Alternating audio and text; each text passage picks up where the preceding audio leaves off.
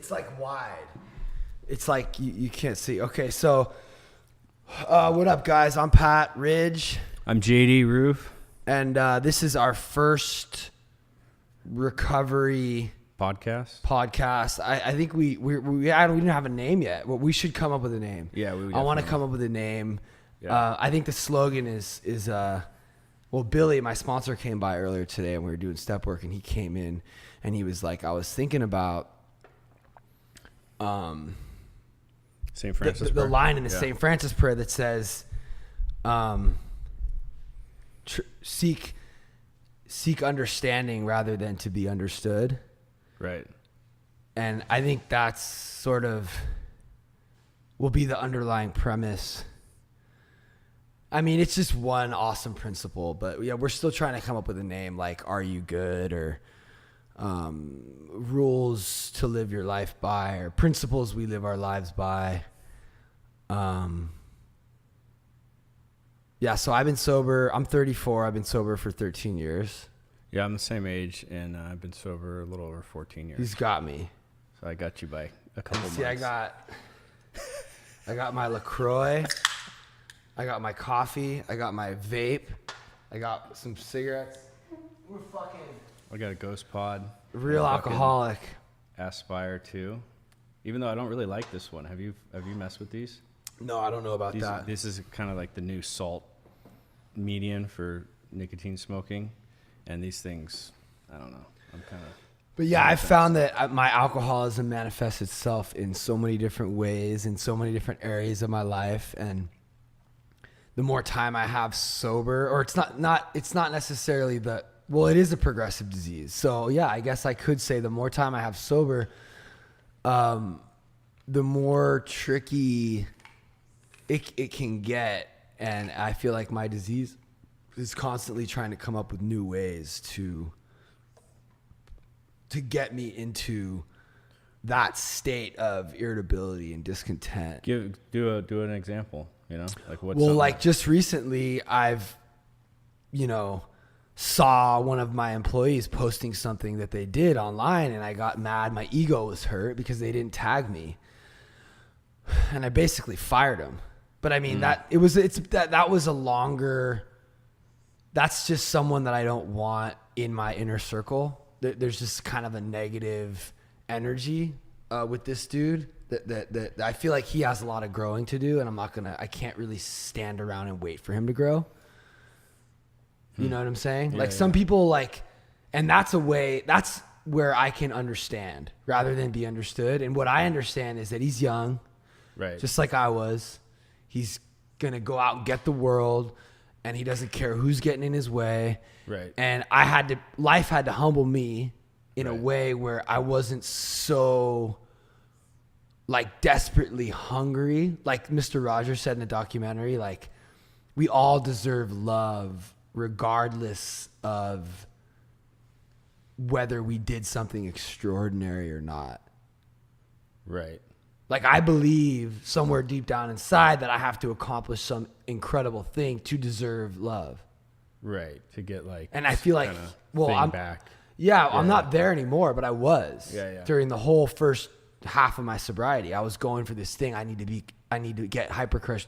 I was in a band called Hypercar, and before that there was other hip hop groups I was a part of.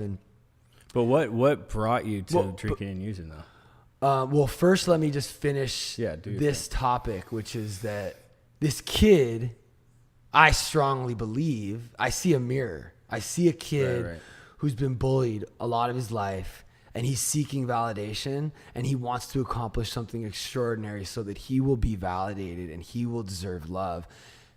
And until he learns the lesson that he's good enough no matter what, I don't know, this is what it was for me. Yeah. He'll be... Yeah, but what I don't understand though is why burn a bridge that can help you get to that extraordinary place? Because I feel like he needs to do it on his own. Whatever. Yeah, but I mean, he might not know what he's doing though. That's the thing. It's we talk about living in illusions, and how. I mean, I don't know about you, but when I first got into my second rehab, I thought I was going to be a drug dealer in the San Fernando Valley. Yeah. You know what I mean? And there was like nothing sober. wrong. Yeah, but that's exactly. I know, really though. Like I thought that was going to be. Yeah. And nobody like counselors in your short with Mike. Yeah, like counselors, fucking anybody, a mentor in the program, anybody that was trying to give me like good input, right? It was like bad input.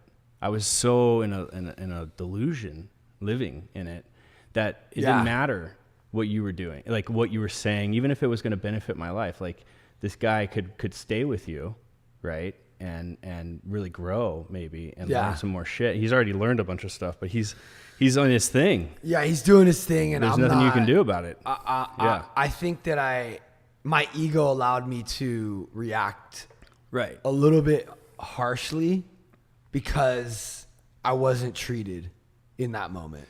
Do you think it's that you remember this? Ironically enough, I was at Sensei when I did this, right before my meeting.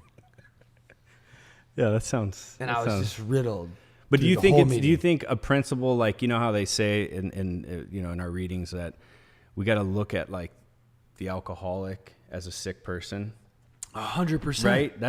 I think that's a good 100%. there, right? And that's just another example of understanding rather than trying to be understood. Right. I was trying to be understood. Right. Dog, thanks for fucking tagging me. I put you on. I did this. I did that. Right. Give me my validation. Right. I had nothing to do with this fucking video. Right. Yeah. I mean, I'm on one side of the coin, like I'm right, because he wouldn't have done the video if it wasn't for me. But on the other side of the coin, like, let him do him. Yeah, and that ties into do you want to be right or do you want to be miserable? Or do you want to be right and miserable? Right? Or if you hold on to that, right? Right, or just happy. Or just happy not care and if just you're be right. like, hey, dude, cool, do your thing. So, and then also I got into an argument with Mike the other day because I asked him to give me a voiceover, and he was like, is it paid? And I'm like, I fucking knew you were going to ask about money, blah, blah, blah, blah, blah. And it's just all ego. It's just all ego, insecurity, pride. Yeah. It's just my character defects, like, you know. Well, let's go into your using first, because that's kind of what we're trying to put out there. So, yeah, like when I was in like 3rd grade, I got leg perthes. And I was in a body cast where my legs were spread and I had a bar in between my legs. And I think that was kind of like a major turning point in like my life, because I was being forced to like be in a wheelchair and have my brother like take me to the bathroom. I mean, it was a real lesson in humility and like being different. And then my appendix burst. And I almost died. And then I got like poison oak. My appendix exploded a couple years after that. And, but even before the leg perthes thing, I feel like I was just kind of a mischievous kid. Leg perthes? It was just it's a disease where your hip bone, it's actually what Bo Jackson had. Your hip falls out of the socket because of a lack of blood circulation or something. So I had to have multiple operations, 2 sets of casts, and then braces, like straight up Forrest Gump braces where my legs were spread apart and I would walk around. I even broke the braces playing handball one day. Same way Forrest Gump did when he was running. But the only reason I bring that shit up is because I know that was like trauma. Mm-hmm. And like trauma leads to like alcoholism. But also like no trauma can lead to alcoholism. Mm-hmm. It's not necessarily, it's actually really dope doing a pitch where like you can like jump in. Yeah. Yeah. That's rad, right? It's not just like me doing a pitch to a bunch of people. Right. And they can't respond. Right, like exactly. if you want to like stop me real quick and get clarity, because that happens a lot. Like I actually forgot to mention this at the retreat. Right. Me and Jesse just went on a retreat. It's our third one, Dead Kennedys retreat. Kennedy Meadows, California, most beautiful place on the planet. This guy's fucking place up there is so amazing. It's past Mammoth. Well, yeah, it's just a little, as a crow flies, like I like to say, it's about 40 miles north of Yosemite. So you don't have to really deal with all the people, and you get all the beauty. You on that 20-minute timer? Where is that 20-minute timer? No, well, that's what I'm saying is like, we got to be on that. This is showing me bars, but not time. I didn't start a timer. I thought you'd. Start it now. For 20 or 15? For 15. I don't know how long you think we've been talking for. At least 5 minutes. All right, well, let's get back into, so you well, actually, D, if you could just see if you see on the camera right there where it says record. No, right here on the back of the monitor. That red record is going to stop in like 15 or 20 minutes. Oh, we're at 11 minutes. Oh, okay. Oh, all cool. All right, cool. So I'll just put 9. So, the first podcast is going to be a little rough, and of course. it's okay. Yeah. So let's get back into the cast. You broke it off like Forrest so then Gump. my parents got divorced.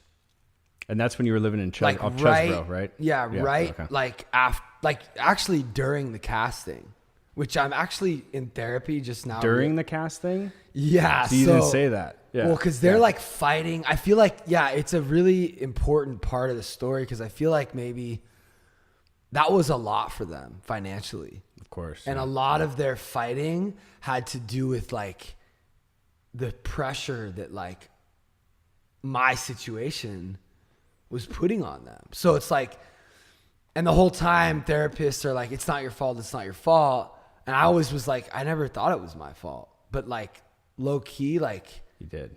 Maybe I did. Yeah. Subconscious. But we're even worse than that was I was expected to like fix it. Like my dad's always trying to use people as like pawns to get what he wants, especially his kids, to get my mom to like agree on like shit. So he would put us in the middle, and I felt like I wanted to like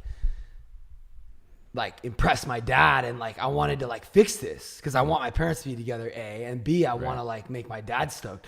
I remember him even offering me $1,000 to get her to sign papers. Damn. Dog, I'm in 5th grade. $1,000 when you're in 5th grade, that's like, yo. I'm like, Mom, come on, sign this shit. So that's like the worst thing. So I'm like, so I carry that with me forever, which is this expectation to fix shit. Right. And you're just gonna be like let down. Like I can't fix everything. I can't, but nor can I accept things the way they are. So I just get high. Right. I start getting high. Is that when you started? Like, what did you start on? Like, what was your I just remember trying, like smoking some weed, like smoking weed, trying to smoke weed, lighting it on fire in the bathroom. Like just like not knowing how to smoke it. What, in elementary school, middle cigarettes, like 3rd or 4th grade. Oh, wow. Yeah, but we didn't really do it right. And were you doing the thing where you get the butts of the cigarettes and trying to smoke them? No. We smoked sticks. Straws. Yeah. Little like sticks in the field. Like me and my boy David Anderson. But it wasn't till I would say probably like 6th or 7th grade till I was like actually like getting high or like dabbling with like more weed, and like smoking like drum. Right. Like tobacco. Right. Oh, so you're doing rollies. You were rolling cigarettes? Yeah, we were like trying to be cool. Yeah. I guess so. Yeah. But like not really. I'm like legitimately like trying to like get a head change. Get something going on. Okay. Yeah. Make sure. Well, we still got like 5 minutes. Yeah, make sure you stay like close. I think my signal's like shitting all over yours. Is it? Oh. That one on the bottom right there. Hello. Okay. It's like way louder. Maybe I'll just, there we go. That's better. I'll keep closer. But I mean, at this point you might just keep doing what you're doing because I'm going to bring it all up. Okay. But, so we're back. We were smoking sticks. But then like I went on this snowboarding trip and like Vicki Quinn gave me like a Norco or like a Vicodin. And that was like, boom. I remember being on the bus and I was like, dude, I officially have something to live for. Like legitimately, like Right. not that I wanted to die or anything, but like right. I just was always looking for something. Like I feel like I was just like discontent. Mm-hmm. So this was like, fuck, I had like arrived. And I was like, I was really liked her. And so I was like all flirty with her. And like, I just felt really good. Right. And from that point on, it was like getting high and like pills. And then pills just got like way too crazy. And I got sober. Did Hypercar, got a record deal. Toured all over the place. Wickham just got here. Wickham, I think we got like 5 more minutes. So just let us know when it fucking... And then we could pause it and you could jump in. Yeah. I gotta set up the other mic. Like, you're only at 16 minutes now. Yeah, we'll set it up while we're... And then we started, the Hypercar shit started popping off, and then that started going downhill a little bit. So you were sober the whole time you did the Hypercar? Yeah. Okay. Well, I got sober, and I'm like, all right, now let me direct this energy Right. into like, which kind of is the wrong way to do it, because alcoholics have like an overly, like all of our instincts are like on fucking level 11. Yeah. Like fear, insecurity, like survival instinct, all the negative ones and all the positive ones. So like my survival instinct and my need to succeed and like my like desire to like be like it was, I was driven by that like alcoholic drive. So like there was no... And it wasn't checked, right? Were you working steps? What in that period of Yeah, time? no. The first year was great. Like the first year was like meetings every day, sponsor, and then it was like, all right, music time. Like I'm gonna win. Right. And like there was literally not a single waking moment that I wasn't like focused on Hypercrush. Did you stop like going to meetings and connecting with AA people? You didn't do it completely, right? Not completely. No, I didn't stop completely. And I always kind of like stayed in touch with my therapist, but it got very difficult to do those things because there was like a tour or a show or no, but you know what? During that whole time, I went back to Liberty House. There was almost a part of me that wanted to be like, right. Like, see, like I did it, motherfuckers. Oh. Like you kind of give me some prizes and candy. Like, just like, look at me. look at me. Yeah. Like I'm still sober. I didn't graduate Liberty House and we're doing a show at the Roxy this weekend. If any of you guys want to come and support, like I'm sober. And then Larry checked me one day. He was like, "Why? What the fuck is? What is Who's this Larry? thing?" Who's Larry? The owner of Liberty House, Okay. the gay deaf guy. Yeah. Who like kicks motherfuckers out. He's like, and by the way, what is this fucking you inviting guys from the house to the fucking Roxy where they have alcohol? And I'm like, yo, like I kept it 100% with him, and he like respected me. I was like, yo, I don't give a fuck who goes to my show. Like I'm good with or without this fucking sober living coming to my show. Right. Like I don't, if they want to come, like I could use a sober thing and they could see how shit goes down. Like as a sober member of AA, Right. there's another side to this. Right. But like my primary purpose is to like be in this sober living. I'm so glad you're fucking snapping this, doing a story. Cause last time we got none. Yeah. It's crazy. Put it up on Ridge. But I stayed in touch, but it was just all ego. So you were doing Like my drive to succeed was just all like selfish, self-centered ego. I want to fuck mad bitches. I convinced Veronica to be in an open relationship just so I could do that. Right. I wanted to have people bowing down. I wanted to be able to tell the world, fuck you. I did it my way. Suck my fucking dick. Right. I got tattoos. I did it fucking my way. I didn't fucking subscribe to your bullshit. I didn't go to school. I fucking curse. I do shit how I want to do it, and I'm winning. When did you shut get the your fucking mouth? When did you get the gold tooth?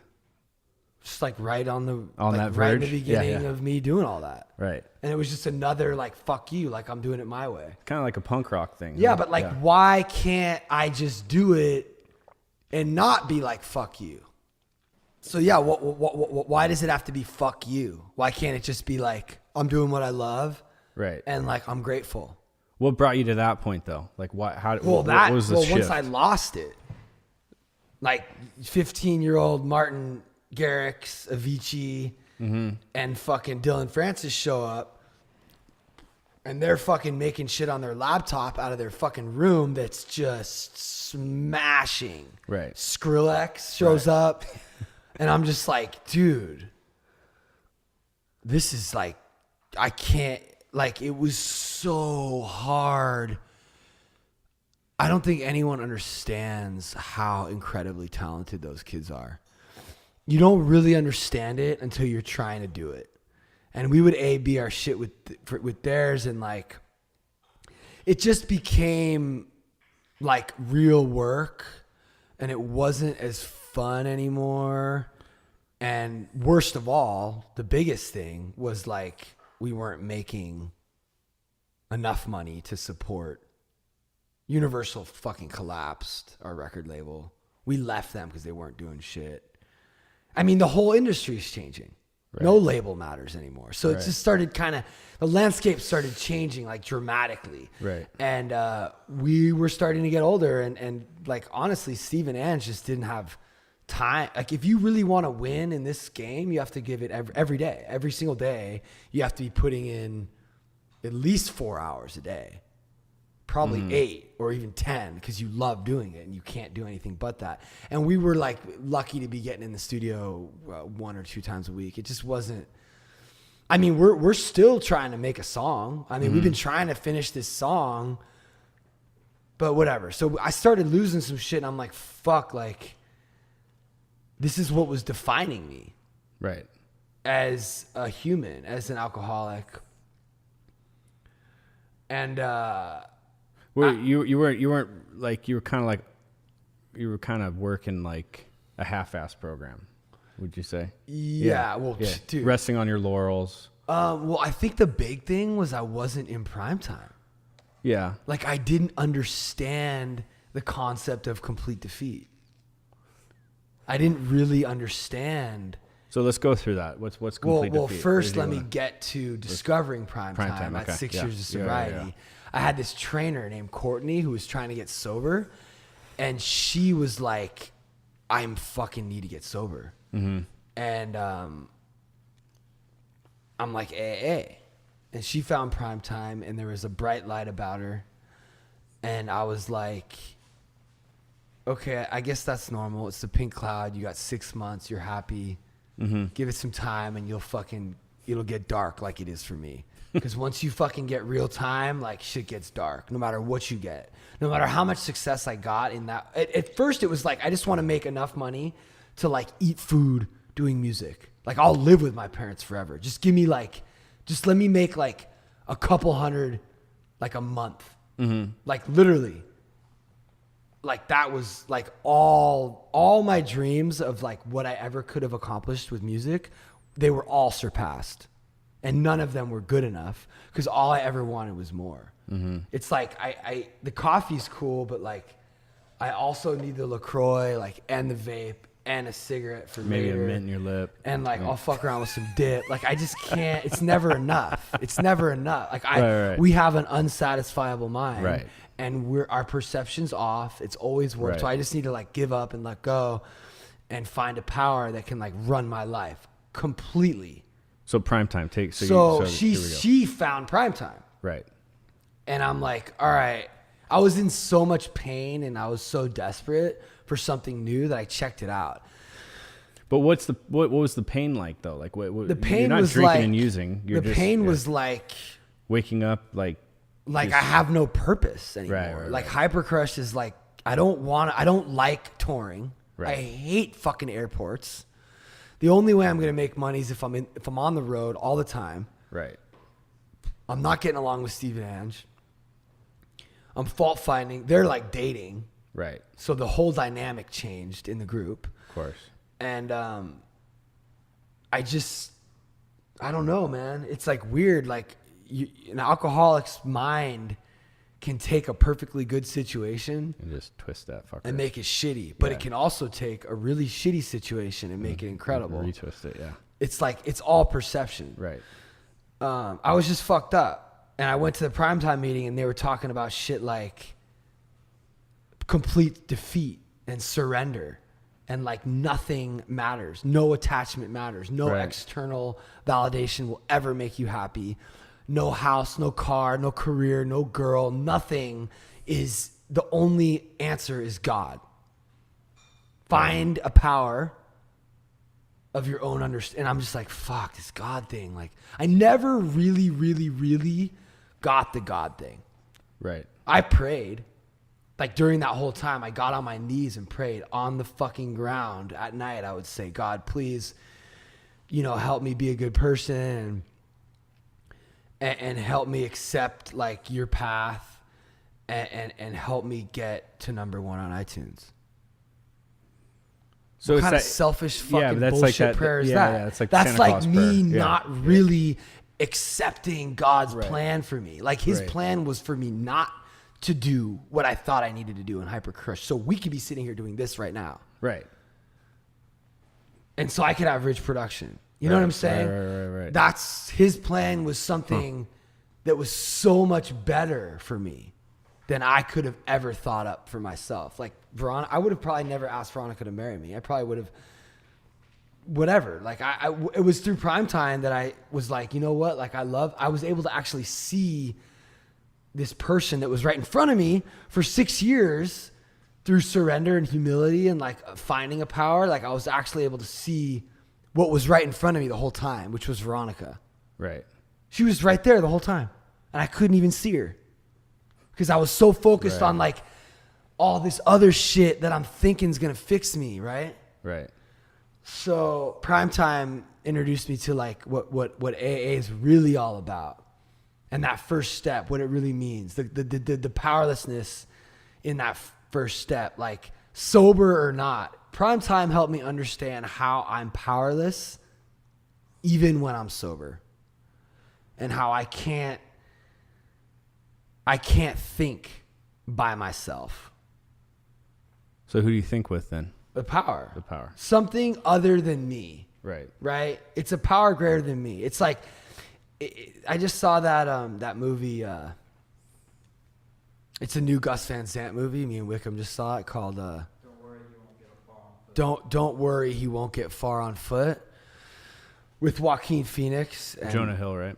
Dude, it's fucking incredible. And they really explain this really well for people who don't understand AA or haven't been introduced to AA. What was your question? Well, I was just, I first was just asking you about who do you think with? Because I think that's a tough one. So because we have to use our minds, right? Like I remember when you started doing the primetime thing, like it's tricky to distinguish that. Yeah. Because you wake up and you're thinking, right? And in my personal experience is I go to this default mode of existence that is usually devastating to my existence. And so it sounds like what you're saying with the idea of the principle in step 1 with complete defeat, it's breaking it apart. You're hooked on drugs and alcohol, right? Yeah. The denial's kind of gone on that, but your thought life is unmanageable, right? Yeah. And that's the complete defeat thing.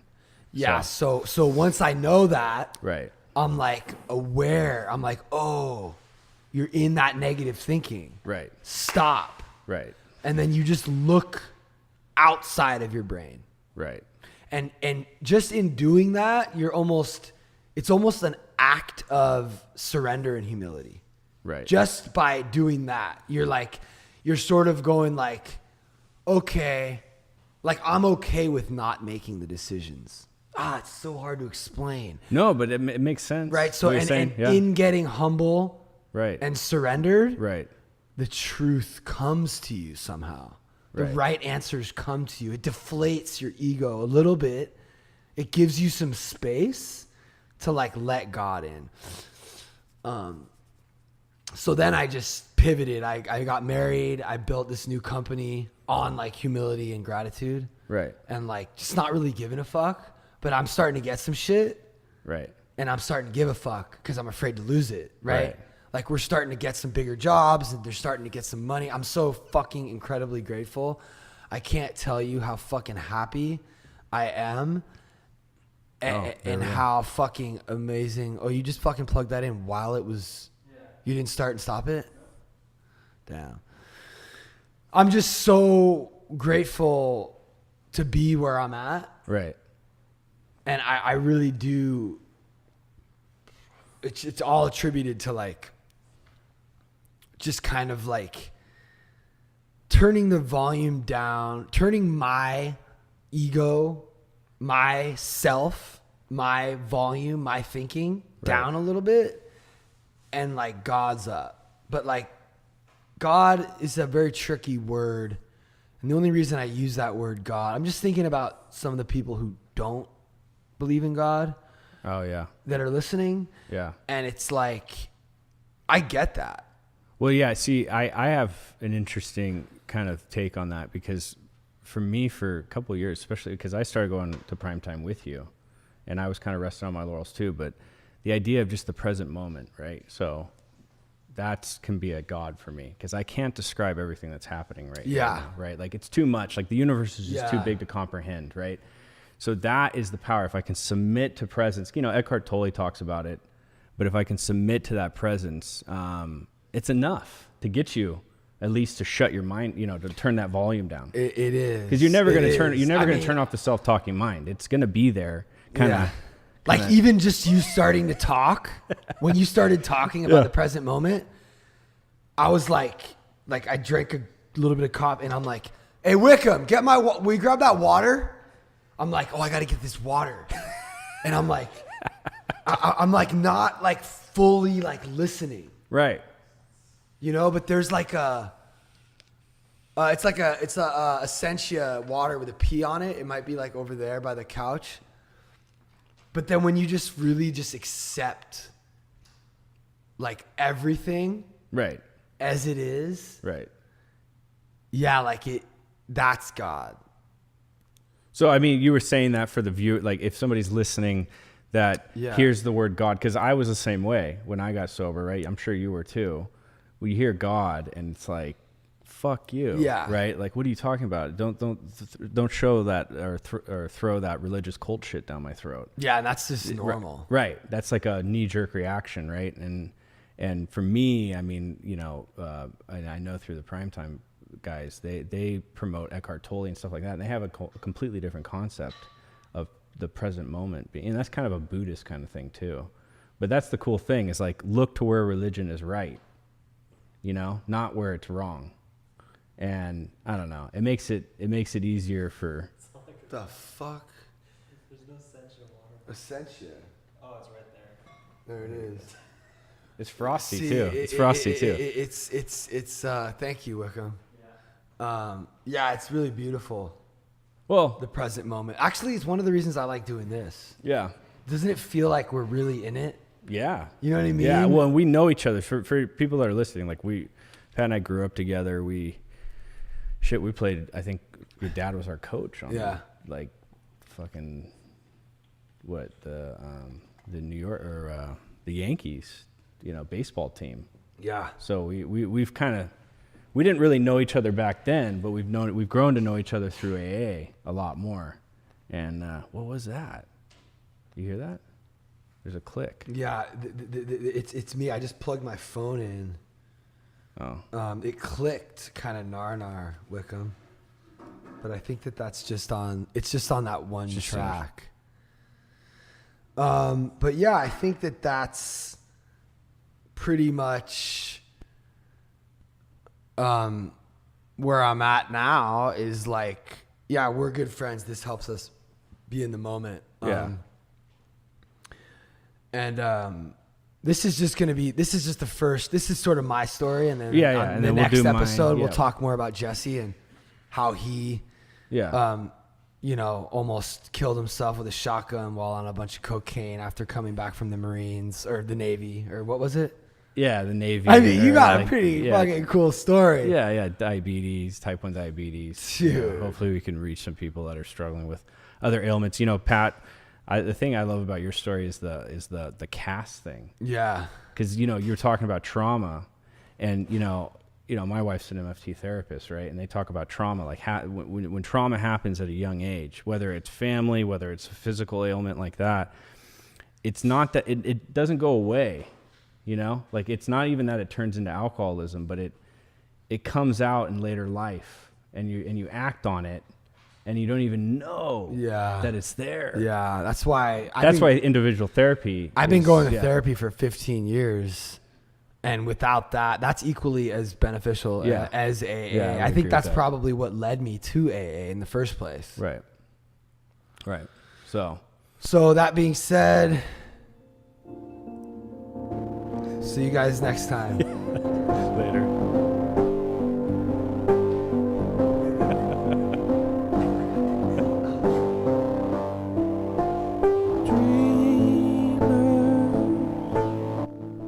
That's cool. You can do that. I just played. You stop it?